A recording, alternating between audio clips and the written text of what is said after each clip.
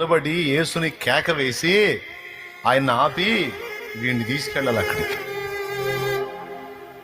కేక వేయాల్సిన వాళ్ళు కేకలు వేసేవాడి నోరు మూపిస్తున్నారు.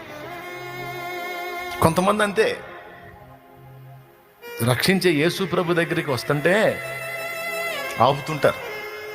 మనమేంది, మన కులమేంది, మనం ఇంత ఎట్లా పోతావు నువ్వు అక్కడికని నీ నోరు మూపించడానికి, నీ కాళ్ళు అణచివేయటానికి, నిన్ను ఆపటానికి ప్రయత్నిస్తుంటారు.